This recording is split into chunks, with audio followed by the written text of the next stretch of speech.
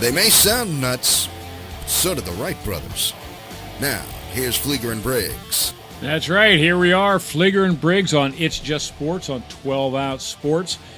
And while you're here, I just want to tell you right now about 12-Ounce Sports. Now that the action is officially back on, 12-Ounce Sports is your home for the best live talk shows covering all aspects of sporting world and live game broadcasts. With Zingo TV adding 12-Ounce Sports to their long list of channels, you can now catch our show and all the others on Zingo TV, channel 761. All you got to do is download Zingo TV and use the promo code 120Z when signing up. It's that simple.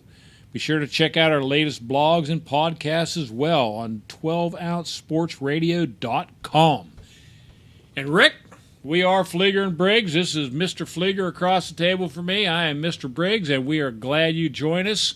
And there's actually a little bit of sports going on. Yeah, it's good to see. It's weird, but I'm getting used to it. Lots of news. We can't avoid the COVID, but glad to see something. Some playoff hockey. We get a 5 OT game last night that kicks a game to this morning that ends up going 2 OTs itself. So playoff hockey is rolling. That's good to see. I think we talked about this last week. I think they've done a really good job getting that off the ground, and no positive tests. It looks good. It really does. Any piped in noise they're adding is not intrusive. It makes sense. They're not overdoing it like I feel like the NBA is a little bit sometimes with that. Right. NBA 2K. I like what the NBA is trying to do. I can't get used to it though. But I like the NHL product. But one product we are not going to see, Rick, and let's just get this out of the way now. I'm tired of talking about this junk. But the Big Ten and Pac-12 postponing football, the Pac-12 postponing all fall sports till the magical date all of a sudden of January 1st, 2021, which apparently is when COVID's over, I guess. ACC, Big 12, and SEC staying strong. They think they're going to play. Nebraska says, all right, cool, we'll just play with you guys. It is craziness in college football right now. It's insane, quite frankly, and I don't know what they're going to do. I've heard rumors also that they're going to somehow play football outside the NCAA as well. It's just nuts. It really is. I mean, you have a certain conference, like you said, the Big Ten, and then you have the SEC and so forth. You know, what's going on? I mean, can half the NCAA play and half not? Oh, certainly. They'll just go on without these. Yeah, I don't know what the NCAA is going to do in terms of the playoffs or the championship. That probably wasn't going to happen anyhow. But in terms of this conference play, who needs them? Earmuffs for the kids. I'm going to go off a little bit here, and I'm probably going to end up cursing. So here's something that bothers me. All right. What doesn't bother you? Well, that's a fair point. My biggest problem, I had no doubt at any point the Pac-12 was going to do this. It's in the West. We know about the West, right? I won't get into all that stuff. And there's hot zones, and they've been intimating this for a long time. The Big Ten surprises me, and what ticks me off about the Big Ten is you put out a schedule on Wednesday of last week. I believe as we were going to air, right after we get off the air, you put out a schedule. As early as Friday morning, we're hearing about how your presidents of all your universities, or 10 of the 12, think this thing needs to be canceled. Now, look, I don't know. I'm an idiot. I'm a moron. I don't understand this COVID. You can convince me of anything either way, which seems to be the way, right? For every piece of science, there's another one that completely discredits that piece of science you just heard. So you can convince me either way. But on Wednesday, you thought it was safe enough to play. You tasked your schools, tasked your athletic departments to come up with a plan to be able to safely play. They do that, you accept that, you bring the kids on campus to start practicing, and then 36 hours later, it starts being reported that you've decided it's not safe to play. You can't tell me you learned something in those 36 hours that changed it. So that's what bothers me with this. It's completely disingenuous. If you believe, and it's probably true, I don't know, that it's not safe to play, or at least not a good idea, then why do the charade with the schedule release on Wednesday? Why are you doing this? It's if just you like want to cancel, just cancel. Right. Man up and cancel. It's like you and I said literally months ago now. It's either safe or it isn't. Right. So if it's not, don't do it. If it is, get on with it. It's just a fundamental dishonesty. It goes back to the thing with like the masks back at the beginning of this, right? It was nobody was honest enough to say, let's say, these masks are protected. Remember, they told everybody, don't wear a mask. In fact, it's worse for you. Fauci, they all That's said. because they didn't have any. And well, yeah, but right, there you go. More. That's my point. It was the dishonesty of it. We're adults. Be adults with people. Look, we're seeing it in the state of Pennsylvania, right? The governor tasked the PIAA, the Pennsylvania Interscholastic Athletic Association. You come up with a plan individually based on districts, based on school districts to play. They go ahead, they do all that, and that jackass at the end of a press conference flippantly says, oh, and by the way, we recommend no sports till January 1st, 2021. What? The kids were scheduled to go back Monday. He does this on a Friday. No details, no data. They asked the health secretary 2 days ago, what data did you use? Did you see what her response was to this? What? We did not have any granular data.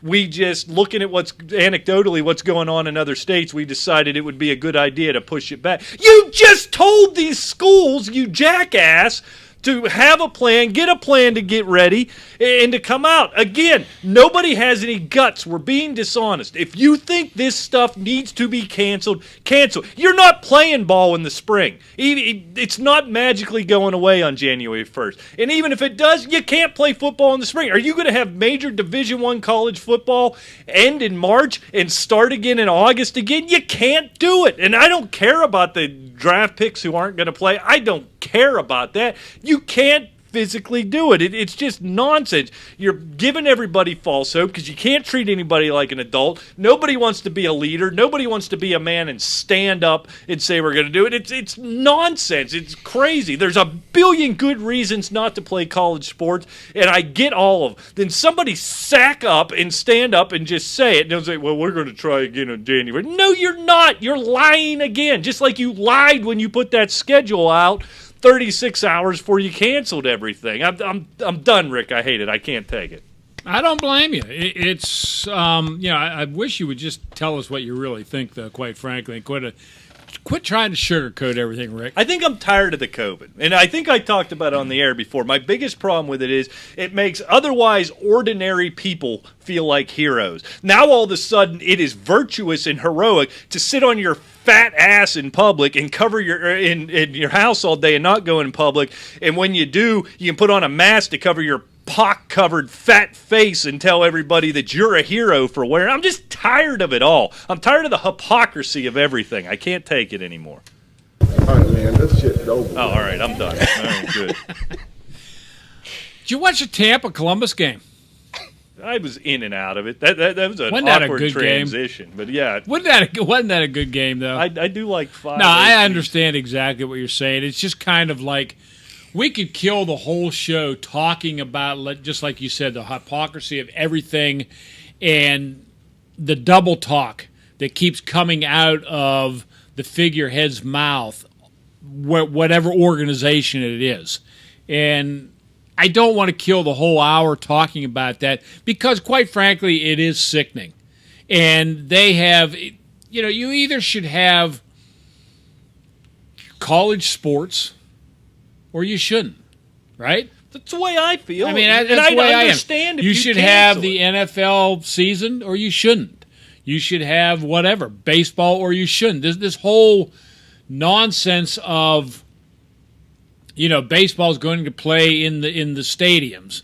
Well, now, then St. Louis got it, and Philadelphia had it or whatever. So then we quit playing for a while. I mean, if you look at the standings, it's like Miami's played like 10 less games than the other guys in the divisions. St. Louis has played 5. Yeah, they've only played 5 games, exactly. If they were to get the whole season in, they had to play 55 Pittsburgh games. wishes they only played 5. Pittsburgh is 4.5 games behind a team that's only played 5. That's almost statistically impossible. They are 9 games out of first place, and they have played 16 games. All right? They're 3-13, which is pathetic. I do wonder what Major League Baseball is going to do. At this point, they're deciding what to do with St. Louis this upcoming weekend. Mm-hmm. You just got to make them ineligible for the postseason, right? I mean, right now, as it stands, if they let them play this weekend, they'll have to play 55 games in 44 days. It can't be done. Even with your they play a lot of doubleheaders, 7-inning doubleheaders, you can't play enough of them. It's mad. I think don't you know. put them out. Do like the MLS did, right? They just there was those 2 teams. One was in Dallas. I forget the other one had an outbreak. They just said, "All right, you're out. Go home. You stink. You're done." That's. I think that's what you do with St. Louis.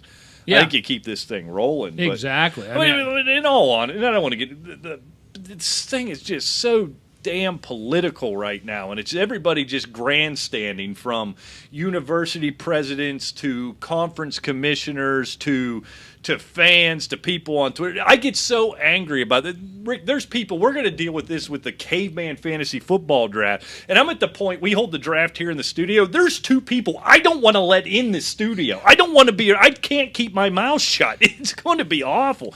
And people that I know, you're subhumans 99% of the time, but you decided you're a COVID hero, and so now you're the ultimate final voice on everything. Shut up. I'm done with you. It doesn't bother me. It infuriates me. It doesn't bother me. I figured the way I got it. Well, since I am commissioner. Oh, yeah. Yeah. If you don't show up, I have a waiting list. Who's on the waiting list? Are they better than anyone we have? I think we should vet that out one day. Well, one of the guys is extremely good and has been playing as long as I have. Well, I don't want that. I want dead money. I don't know a lot of dead money, but he's a great guy, loves to drink, loves to party, and would come up. And he lives in Virginia, Richmond. I mean, how long back we go. He would come up and come. So, I mean, there was no doubt about it. I could go on with this forever. Let's move on. Just enough with the half-assed measures. Somebody be a leader, stand up and make a decision, and be honest. Just kind of a very odd. It's not even a segue. I'm just switching gears totally. Just flip. We talked about baseball briefly. Do you know when the last time in either league that there was a shutout leader in the league with double-digit shutouts? So we're talking Major League Baseball. Well, yeah. Somebody who led the... The last time a shutout leader had double-digit shutouts. Now, here's a dumb question I should probably know the answer to. To qualify as a shutout, do you have to throw a complete game? I assume, right? Well, yeah, you can't throw a shutout unless you do. Right. So we're probably talking early, mid-'80s. Actually, it was 1985 was the National League, 1975 in the American League. John Tudor threw 10 shutouts in 1985 for the Cardinals.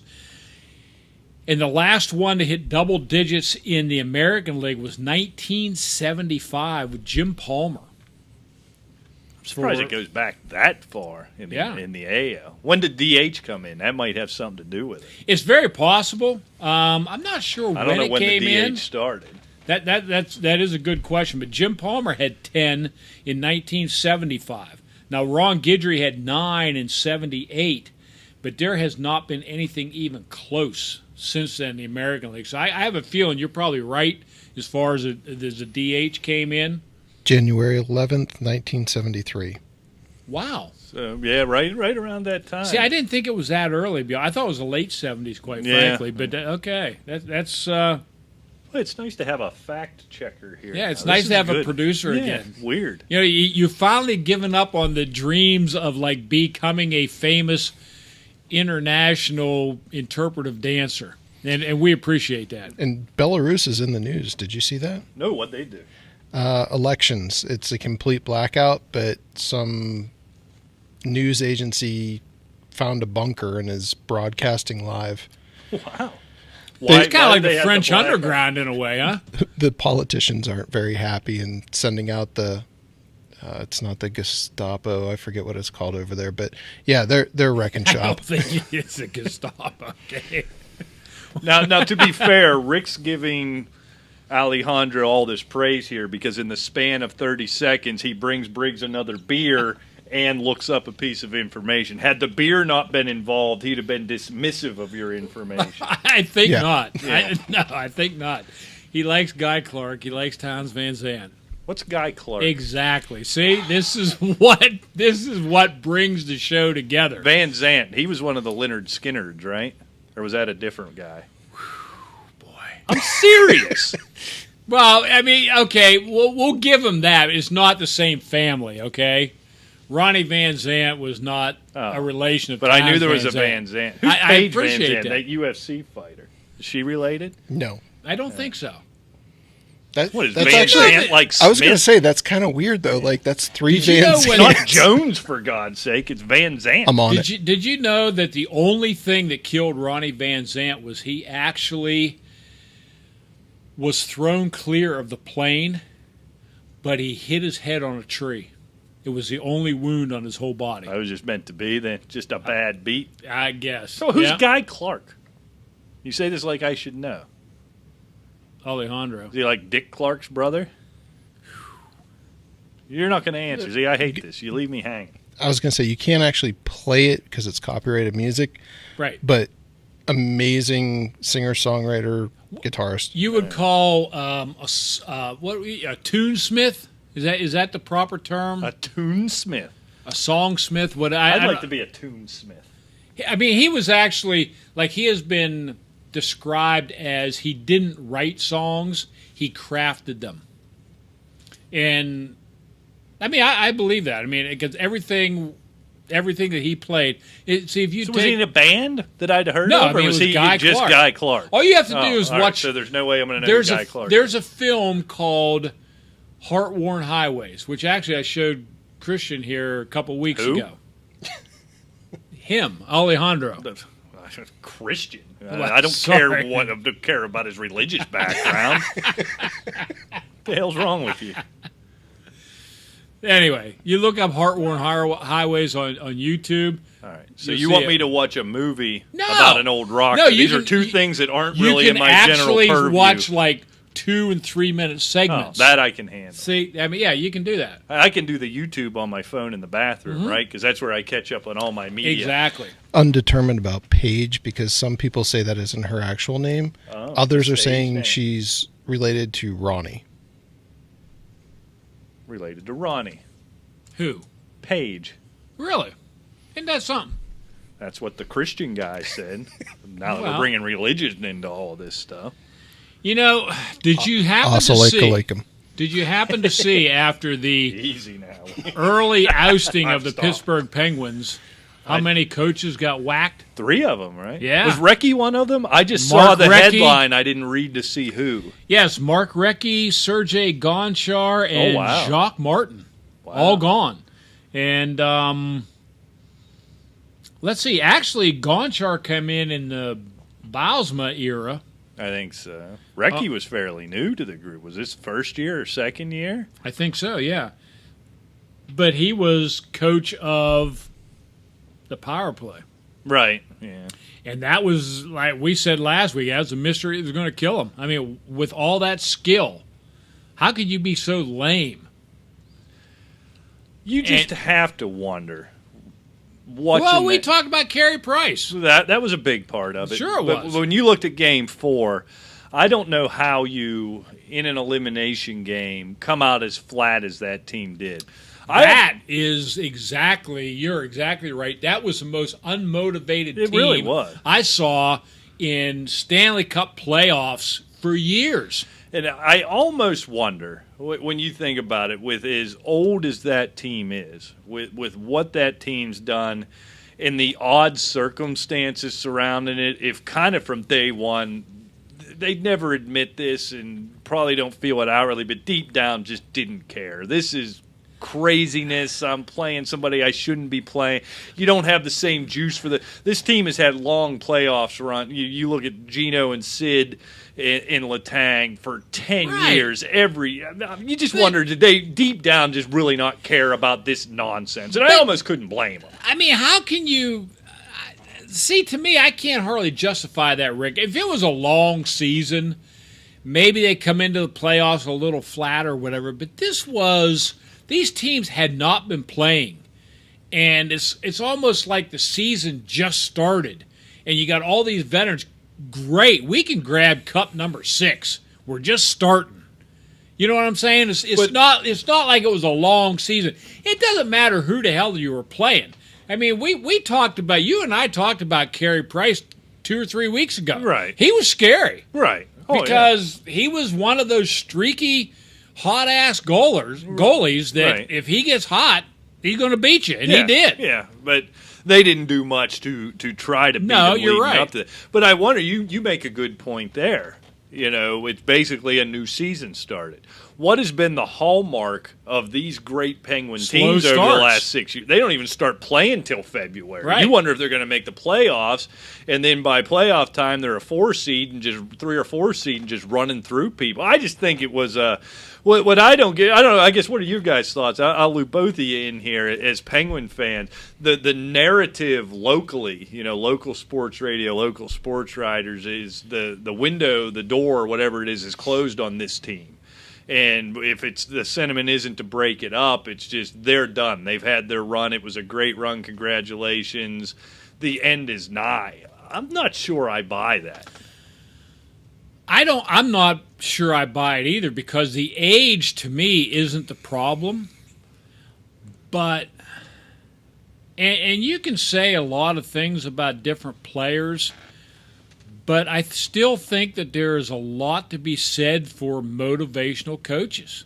Right. And I think a lot of that has come to surface in Pittsburgh. I'm not sure Sullivan's a guy. I'm not sure, obviously, the 3 that they got rid of were the guys.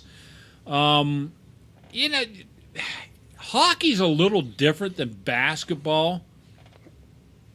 I mean, I go to look at whatever team LeBron is on, they'll be competitive, but it still depends on his attitude, because he's not being coached. Oh, no. At all. I mean, it's just not. He's not being general managed either. He no, runs exactly. He's not being he's not being anything, which in my mind is one reason why he hasn't won 8 championships.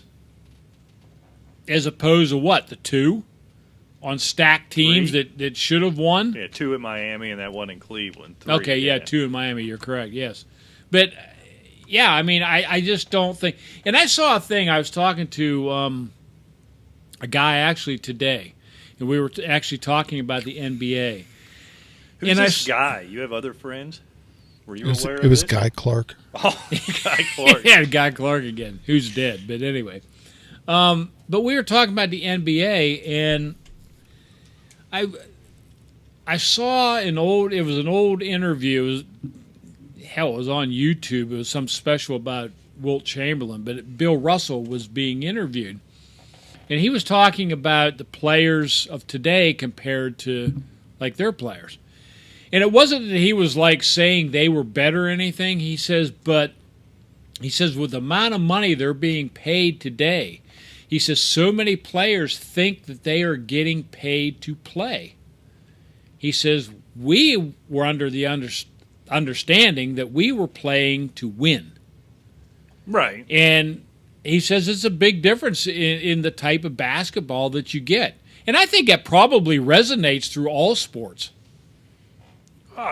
I don't have any doubt. I mean, the more money they make, if anything else, if nothing else, and especially in the NBA with their salaries and kind of the international presence they have and how marketable they are, when you get to these type of salaries, these guys aren't basketball players anymore. They're assets. They are kind of their own corporations. You know what I mean? Yeah, And so I understand. and that's You know- where the load management comes in. That's where all the nonsense with Hong Kong, all this China stuff, all this craziness. These And guys are commodities, Right, now. and They're I not think players. that's where you've hit on a big thing. They're like corporations. Where Right. back when I was a kid, like in early 70s or whatever, they were rock stars. Certain amounts of them. Joe Yeah. Namath. Name a couple other ones. Maybe Wilt Chamberlain in basketball. Gretzky in hockey. Ali. Muhammad Ali. Well, that's a little different because you're a one-man band as it is. Yeah, but it was Muhammad Ali. Well, yeah. I mean, that was the thing. And this guy fought Joe Frazier. He fought George Foreman, Ken Norton. You name them all. But he was the rock star of boxing. Whether you liked him or hated him, that was the difference. Now it's kind of like, yeah, LeBron. It's kind of like, yeah, we know who LeBron is. Yeah, some kids love him. But as adults, we just kind of like, it's LeBron, right? You know what I'm saying? I don't know. I might wow out if I ran into LeBron. Well, no. You're a You've seen fanboy me, anyway. Yeah, You're I'm a a jock fanboy. sniffer. There's no doubt about it. Yeah. I'm not talking about you in particular. You're talking but, like real adults, yes, grown men. All right, never mind. God, we did derail every Well, time I tried to somehow talk to we you. got to this from do we think the Penguins are done? So don't accuse me of derailing, first of all. Help me out here. I'm actually going to side with Flieger on this one. Thank you. Get me another beer. Get your damn it. own beer. So while you're on the topic of contracts, one of the biggest things was Conor McGregor, once he got, what do they call it, the bag now? Like, not taking anything away from Conor McGregor. Amazing fighter. You can if you want. This show doesn't care about anybody. I still fear that somebody will like drop out of the ceiling and whoop on me. But Conor McGregor gets paid. We should get a guy to do that. That would be good. Just have a guy lurking in Just the to come and shadows. kick the shit out of him. When we say something stupid, and somebody says something stupid, he just comes and kicks the hell out of you. Yeah, that'd now be that's a great. show I would watch. Once we get Well, video. we're getting there. Maybe he can set up the video before Yeah. he kicks your ass. But like these players that get the bag, Conor McGregor, for example, like I was saying, like he started losing. Like Right. he was untouchable. He was the best fighter, pound for pound, and then he gets paid, drops off. It's kind of like what Briggs was saying is paid to win. Whereas now, once you get that fat contract or you get that $1 million+ gate, that you not that you stop caring, but it's Right. like I got paid. I don't care. Like Right. Well, and that was But always. see, you can't side with Flieger and then endorse my story. I don't think that's what. all you right. So said. back to the Penguins. But I do think it's kind of the change where. All right, first I just of threw all, the damn Penguin story on the floor. yeah, Hell we're done with with it. that. So that's what's so remarkable about a guy like Tiger Woods, right? I mean, he became a billionaire before he was 25. What are we pointing at? Talk Can't to hear the you. Oh, mic. am I getting away from the microphone? Don't look again? at him. All right, yeah. Look at me. So he's just going to be the voice in the back of my head. He's Alejandro is my He's the conscience little now. horn creature on your shoulder. Why's he got to be horned? What, do you think he's got a halo and wings? He could. No, he doesn't. Oh, all he right. looks like Billy Gibbons, for God's sake. Hey, Lucifer had wings at one point. That's true. Fallen angel. I Yes. know that. See, of course, we're getting this The from the Morning Christian. Star. Well, now you've gone too far. Isn't that like? Don't they make sausage like microwavable sausage or something? Who? Morning Star. Yes. Well, it's See? the vegetable ones, right? All right. So the Penguins. No, Muhammad. No, Ali, we threw that Tiger. on the floor. Tiger Woods. Tiger Woods That's is a what's so billionaire. that was so remarkable though that then he kept that drive right up until he got caught creeping, out in a cricket caper. Everything was fine up until then. He kept that drive the whole time. I have to think that before he got caught with the creeper thing, I really think with all we talked about this for years, that violent backswing and his back problems. I really think all this stuff was brought on with pain relievers. Oh yeah, well, wasn't there doubt. that time they found him blundering down the highway? Yeah. Didn't know what planet he was on. Exactly. That story just kind of went away. But But Tiger Woods.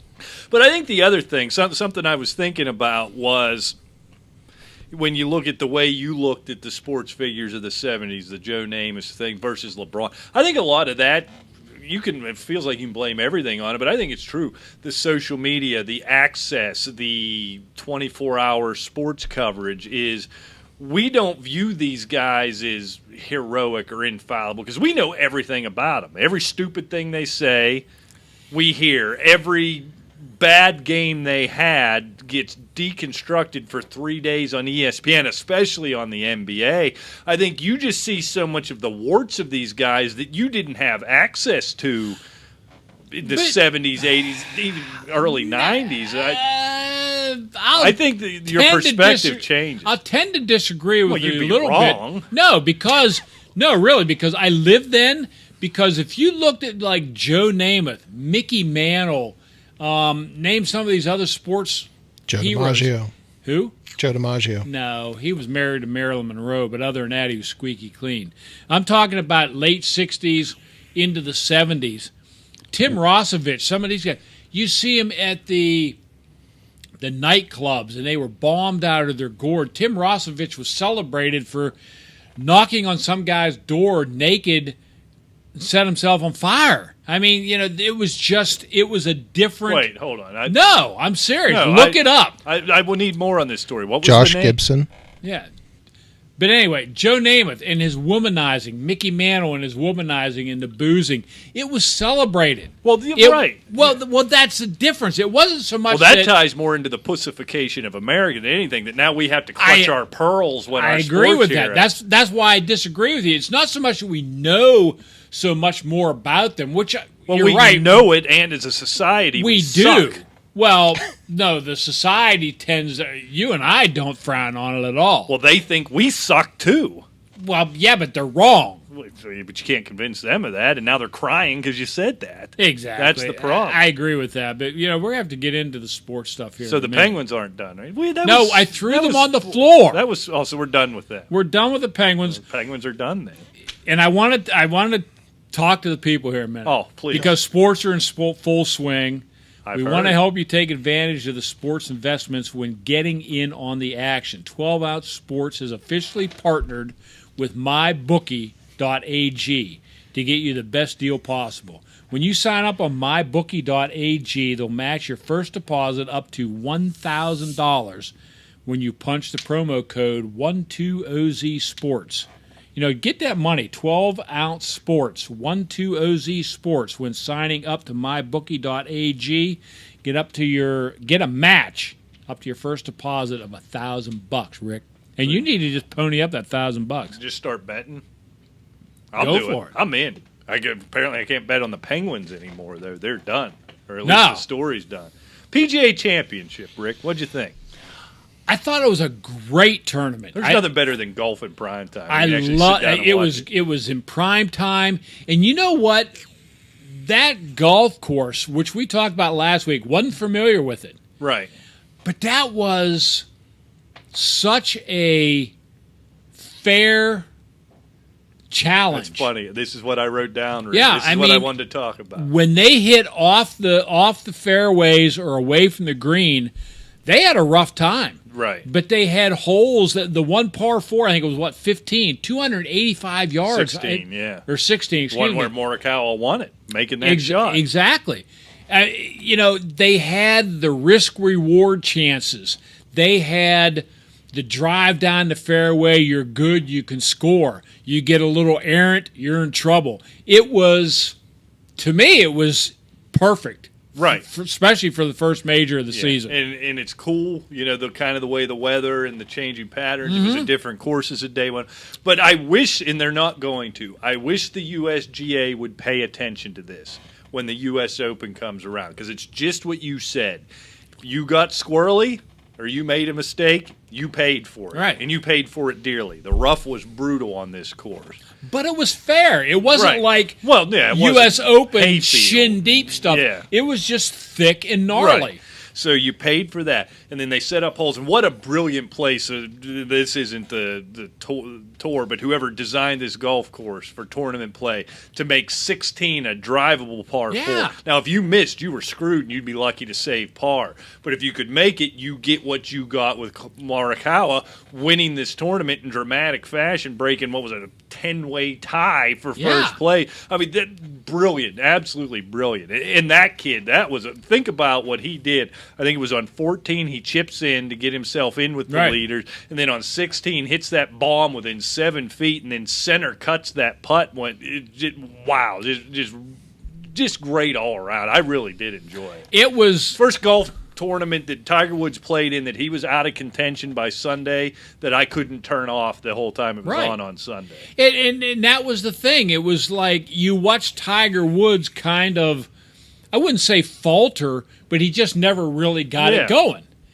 But when some of the other guys did, it was, you had the opportunity to make the shot. If you made the shot, right? I mean, you gained 1 or 2 shots on guys. And that's what made it so interesting. And, yeah, I mean, I give it an A+. I mean, there's no doubt about it. The PGA was – the U.S. Open's going to have a rough time to beat what the PGA put on. Especially if they go out – because they're at, Winged Foot this year, right? It's an impossible course it is. They are going to trick that thing up. They'll be putting on tabletops. And that's the thing. The PGA is set up by the PGA. Right. The U.S. Open's set up by the USGA, which tends to get totally ridiculous. Yeah, I hope they're paying attention here. And I do too. There's been this drumbeat for them to knock it off. We've been beating the drum anyhow, and you see it nationally. I want it to be challenging, but come on. Of course you do, but I can remember as far back. I was in high school in '74 when Hale Irwin won the U.S. Open at Winged Foot. I think it was like +6. Right? Yeah, that's not interesting. You don't watch the pros to shoot 6 over par. Now, you appreciate them going through the hell that they go through on some of these golf courses, but I want to see, 6, 7 under, right? Well, what I don't want is to sit there for 4 days and just watch and try to identify the guy who's not going to make a dramatic mistake. Right. That's who wins the U.S. Open.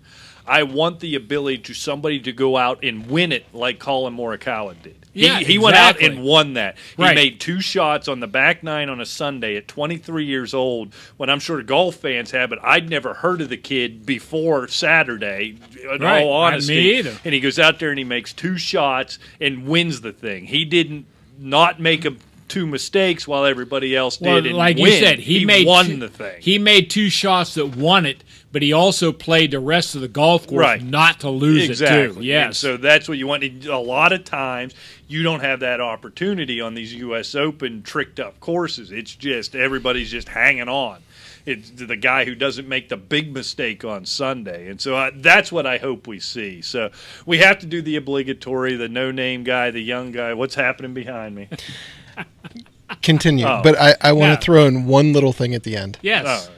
Go ahead, throw it in. Okay. So somebody that played golf when I was in high school got out of it, I don't know, like mid to late 20s. I don't know if COVID or I'm just hitting that point in my life. I'm really enjoying the PGA. See, you're just getting old. Between, you said his name like 15 times, Morikawa? Yes, Morikawa. That was flipping awesome. Wasn't it? A great shot. And I'm going back to my thing coming into the show, my reestablishment. DeChambeau, love the guy. And the fact that, what's his name, Justin Thomas with the epic F-bomb this weekend. Oh yeah, it was great. So I go back and forth. Age, COVID, I like the PGA. You know what I think it is? It's actually interesting right now in this regard.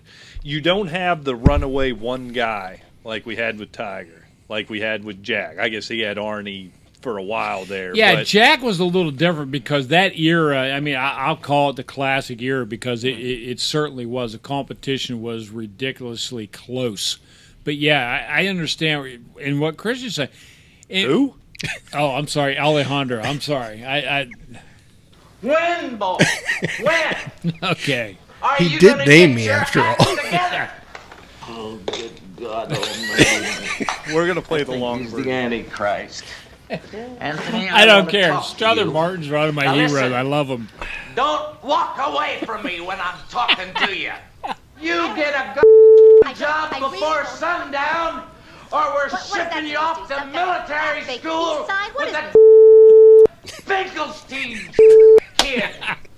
I love that. It never gets old. No, every time. It never gets old, and I laugh like hell. What were we talking about? I don't know, something about Alejandro's religion again. I don't No. know. Back to that. No, what you talked about with Mayor Carr, it really did remind me a lot of like that era that we were just talking about, the Nicholas, the Floyds, the Watts, and so forth. He came out and won it. Where a lot of times you would saw Tiger, once he got to the lead or something, everybody else melted away. Yeah, they were done. I mean, but that was a difference. He went out and won the tournament, and that is so refreshing. I mean, I thought that was spectacular. But I think what I see, kind of like where Alejandro's come, what's interesting about this kind of group overall, you got all these guys who could be stars. Nobody's running away with it. They're kind of cocky. They're young. They're talking junk on each other. That block of wood was talking junk on DJ going into Sunday. And who was it? Justin Thomas came to his defense. There's all kind of... yeah, and that's the way it should be. Right. I feel like these are guys that we could have Oh, yeah. like a weekend golf outing with. I Like mean, you they would like to go to a strip club with Dustin Johnson? I mean, come on. Yeah. That would be awesome. I would like to go to a mushroom growing contest with Brooks Koepka. But then that's the thing. He's a dud, but then out of But, nowhere yeah. and for no reason, he starts talking junk on You're right. DJ on Saturday I night. loved It it. made no sense, but it was awesome. I And loved this it. happens every week, it seems. Yep. and not following it. Like I said, I'm a rookie to the PGA for a second time. But do you feel like this year specifically, as much as there's the names, anybody could win a tournament? It's kind of working out that way. Well, yeah, I mean, it's working out that way. I mean, it works out that way usually every year, except when Tiger was there and he had no other competition. Well, I feel like at that But- point in time, it was Tiger and Phil. And Or- that was it. You're right. Or Singh. Like it Who was the guy with the sunglasses who we thought was David gonna push Duval and then he won just fell one off a and cliff. it fell off the cliff. Yeah, it wasn't.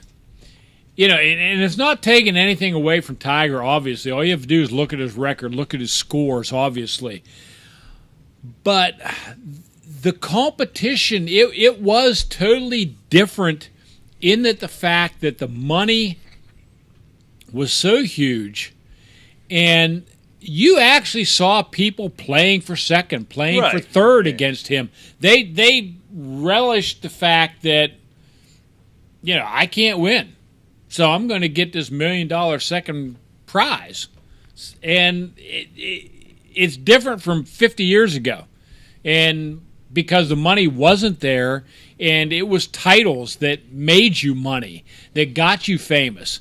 And, you know, like I said, Tiger could be 50 years ago or 50 years ahead. Don't get me wrong. He would be totally successful, just like Right. Jack would be, anybody.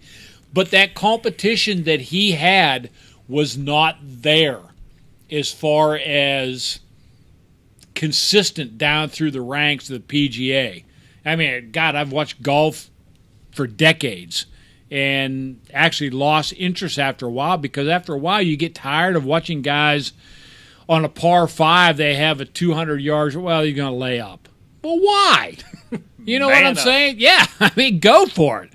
But anyway, But there's something about this crop of young guys exactly. who are playing They're well. fearless. I love it. There's that, and there's the fact that I think these guys, by and large, like each other, except for Patrick Reed. Everybody hates Patrick Reed, which is kind of cool. Number And he one, hates nobody. right? Well, yeah, but then there's something about the way I think they get along, So what it feels like, it almost feels like your group of donkey friends, you know what I mean, where you just say god-awful things to each other and insult them every chance you get in public, and then I feel like they're all hanging out at the bar after. There's something totally likable about the. Feels like one of those 90s buddy comedy sex movies like American Pie or something. That's what the group feels like, and I like it. It's intriguing to me.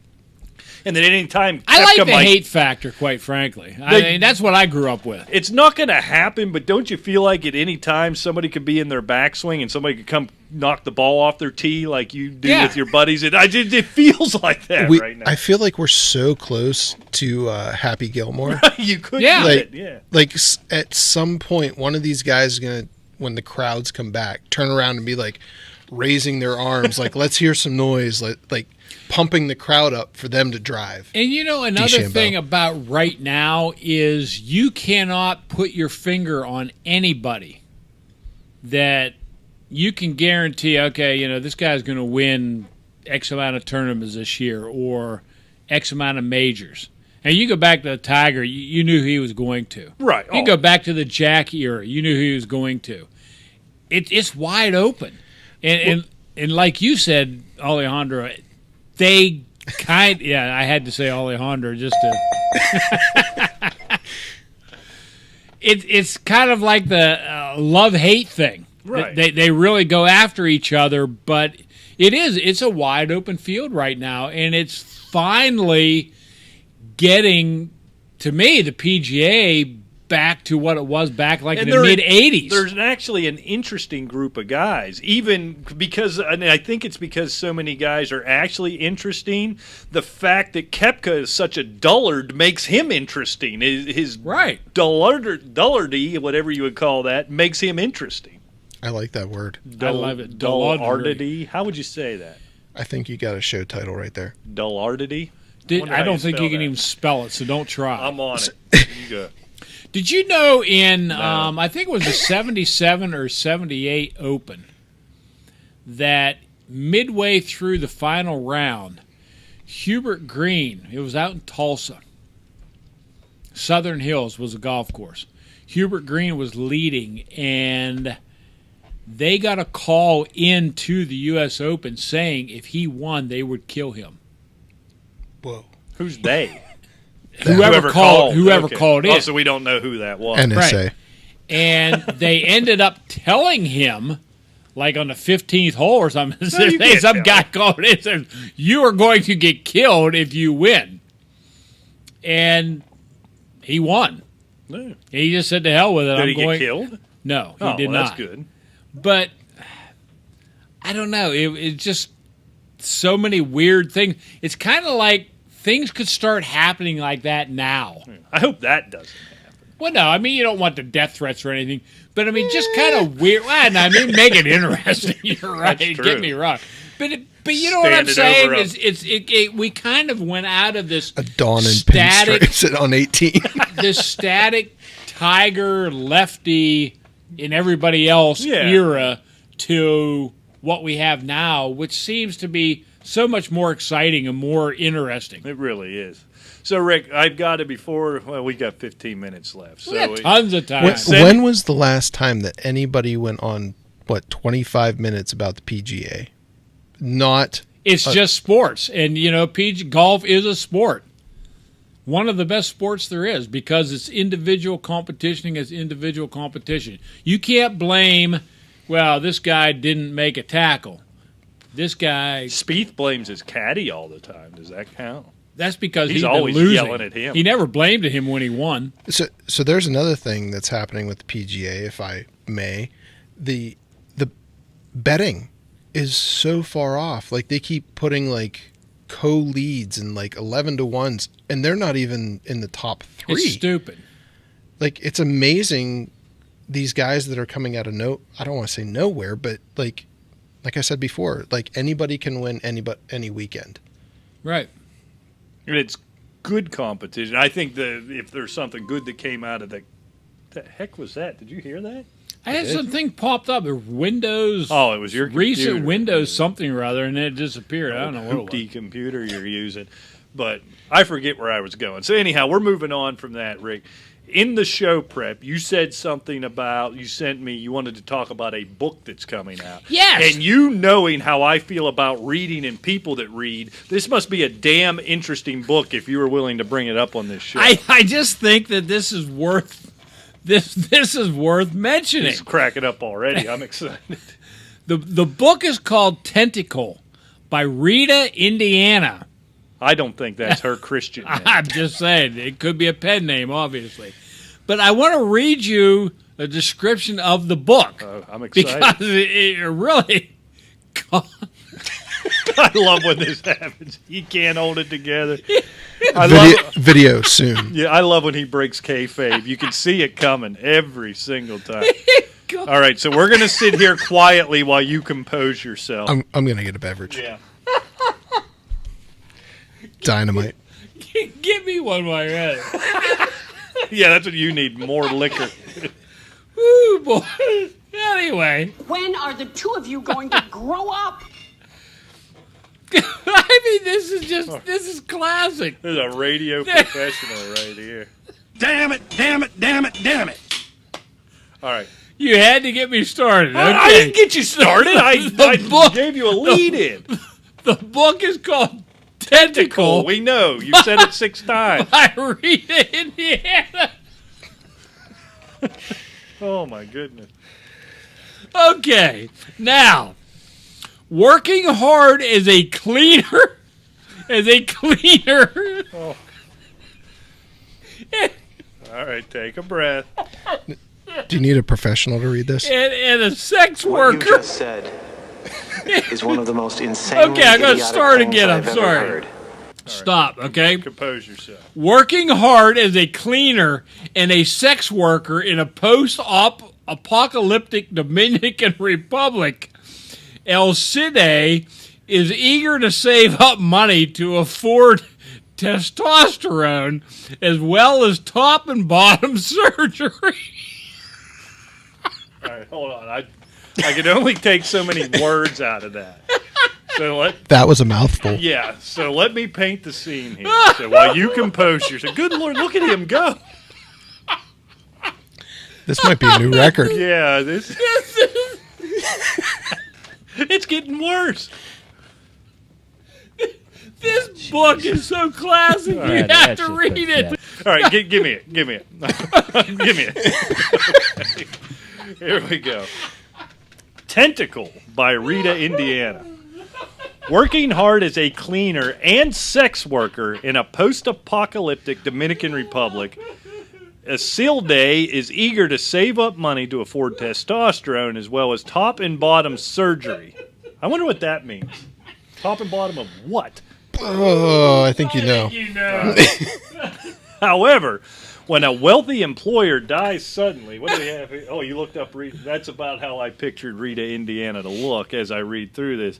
However, when a wealthy employer suddenly dies, leaving behind a mythical what's that word? What?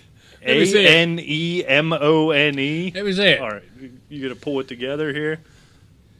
Anemone? Leaving a mythical sea anemone with mysterious powers. Okay? However, when a wealthy employer suddenly dies, leaving behind a mythical sea anemone with mysterious powers, El Cide is transported back in time and tasked with saving the Caribbean from its bleak future. Meanwhile, an egotistical man experiences 2 timelines of reality at once. His own, that of the colonial era, and struggles to find safety in either. An energetic, chaotic exploration of colonialism, gender, climate change, and destiny. Tentacle is an often violent, always changing story that will make you dizzy and desperate to know more. There's a lot going on in this short book, and there are hardly any likable people to be found, but the mind-bending trip it takes you on is like no other. So I've got to deconstruct this because I might break my strict no reading policy to check out Tentacle. I hope you do. So first of all, maybe I have the wrong picture of a post-apocalyptic world in my head. I picture Mad Max. Right. How is there money? For whom are you cleaning in a post-apocalyptic world? The prostitutes. And when do you have time to be a sex worker? I don't know. Are you just cleaning up after yourself? It's the oldest profession. Well, I understand. It's like I cockroaches. Guess, It'll be if there's around forever. 3 people in the world, one of them's going to be a hooker. So that makes sense. I guess I Yeah, get but that. it's like a transvestite or something, right? You can't say that anymore. Why not? It's 'Cause just you a word. can't. No. Yes, you can. I don't think you. I think you can transgender. Yeah. Whatever. Trans something or other. Transportation. How's that? I don't know. Now you got me. Remember Transylvania. I don't know. Remember the last time I was a producer and I was yelling at you about something that you said? I think I'm... Yeah, it's time to move on to him. Here's what we need. My bookie. What was that promo code again? 12OZ. Yeah. I wonder, we need to contact the people at my bookie and see if they can put on odds of whatever thing you say that you're not allowed to say anymore. The PC thing that's Has going to get us anybody canceled us? But then nobody I can say cares enough about us to cancel Yes, us. they do. So just Rita, Indiana is also involved with a movie called Detective Willie. Oh, It's an action comedy, so... I'm sure it is. I'm sure it's a comedy. Sorry, adventure comedy. what I don't get, when the wealthy employer suddenly died, why didn't this person just take the money and what did they want the money for? The testosterone and top and bottom surgery. Are these your words, or did this come out of a description No, of I the book? copied that directly Top from... and bottom yes. surgery. No, I copied it directly from the website that I saw it on. And you tell me because somebody dies, he leaves a mysterious sea anemone? I mean, what the hell is that? I mean, that's ridiculous. I don't know. I Just might have to saying. read it. Homework for a producer. Read this book before next show and give us a quick report. Let me see if it's on Amazon. What do we got? 4 minutes left. I don't. How do you pivot back to sports from here? What else? do you Well, have? what we do have is it's I don't think your kinda- Marlon Mack conversation fits in. It's kind of strange that. Well, no. Let's talk about for 3 minutes. We have a very, very crowded backfield in Pittsburgh right now. Talking about football, we have James Conner, we have Benny Snell, Wendell Smallwood, Rita, Indiana. Jalen Samuels. Not to mention, of course, their draft pick Anthony McFarland. They're already talking about Jalen Samuels not being able to make the roster. He's already on COVID or whatever. He's probably gone. What do you think? I mean, is it Benny Snell going to emerge? James Conner going to be the starter? Is McFarland quote unquote, the best back that they have? I don't know much about McFarland, but what I know going into the season is he's going to be a special teamer if he makes the team at all. What was he, a third-round pick, fourth-round pick? So he'll probably make the team then. He's going to be a special teamer. I have no doubt whatsoever, and I don't think this is just my Pitt Panther homerism, that if, and it's a big if, James Conner could stay healthy, 75-80% of that workload is going to be his. I think Smallwood's a camp body. If they knew something was up with Samuels, I think if Samuels ends up being healthy, they like what he can do in the passing game. I think it looks just like it did last year. Basically the same with the only A mess. Yeah, the only interchangeable parts really is the way I see it is Samuel and Smallwood, right? Probably. And I think you'd probably prefer to have Samuel. I think he's probably a better pass catching back than He's Smallwood. certainly younger. Right. Yeah, I mean that was an odd signing. That was a point. That was a sign of something was up. Yeah. That was an oddball one. Because Benny Snell has actually come into camp looking extremely well. I mean, he's trimmed down. He's really worked hard in the off season. I can see him actually excelling this year. James Conner as well, if he stays healthy. He's always a concern that way, the health-wise. But the rest of it is kind of like almost like fodder, right? Yeah. Whoever makes it, right? James Conner's the guy. Right. But unfortunately, he's been nicked up. So we'll see if he can handle a full workload. Well, somehow that's a show. We did a show, so and it's over. Lucky for everyone. If you made it this far, your hat's off to you. God bless you. So, mercifully, we're done for the day. We will be back next week here on 12 Ounce Sports Network. Check out everything over there, 12OunceSportsNetwork.com, at 12OZ Sports. If you want to listen to more of this dreck, head on over to AsylumFantasySports.com, and Rick will yell at you and post pictures of old rock stars at Asylum Football. Which is all that matters. Until next time, for Rick Briggs, for Alejandro Finkelstein, and for Rita, Indiana, we'll see you. Take care.